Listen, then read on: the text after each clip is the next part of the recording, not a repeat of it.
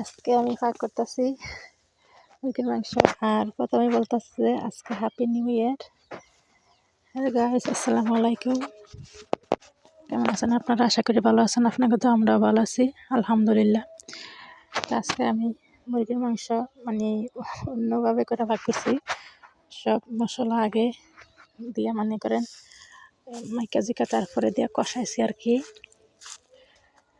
এইভাবে করে সব মশলা মাইকা তারপরে শুধু তেল দিয়া তারপর সাথে দিয়ে দিছি। আজকে নতুন বছর নতুনভাবে কিছু একটা পাক করছি। এরকমভাবে পাক করলে কীরকম লাগে? ভালো লাগে না খাইতে? না, অনেক মজা হয়েছে। মানে আমার ছেলে তো খায় না, ওই না থাকলে যেটা মন সেটা করা যায়। আর যে কালারটা অনেক সুন্দর, মানে আবার সাথে কিছু আলু দিছি, আবার একটা টমেটো দিছিলাম, যেন খাইতে অনেক ভালো লাগে। আর যে কষাই নিতেছে অনেকক্ষণ লাগাতে আমি ডাইকা কষাই নিয়েছিলাম, তারপরে জল দেওয়া দিছি। কালারটা অনেক সুন্দর হয়েছে, লাল হয়েছে কালারটা।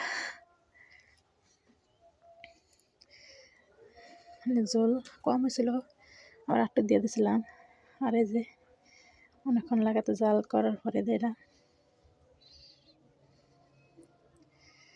আর আমার মামনি দোকানে মসজিদে গেছিল, মসজিদে সকালবেলা আইছে। এটা সকাল ভোরে, কারণ আজকে তো স্কুলে বই দিব, এই কারণে সকাল ভোরটা ফাঁক করে লাইছি, যেন আমার মা জানের বই আনতে পারি।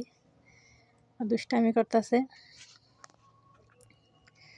আর এই যে আমার রান্না হয়েছে, তারপরে উঠাই নিছে আর কি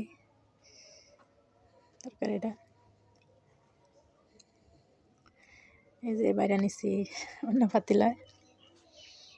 এই যে আমার রান্না শেষ।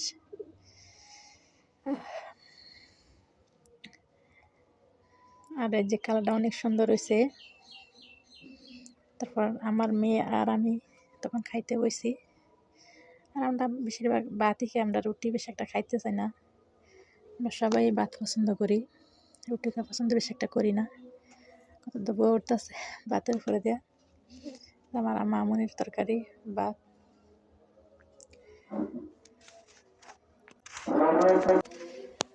তারপরে যে আমি নিছি খাবার, ধরলাম আমি একসাথে খাইতেছি। বলা থাকবেন, আল্লাহ হাফেজ।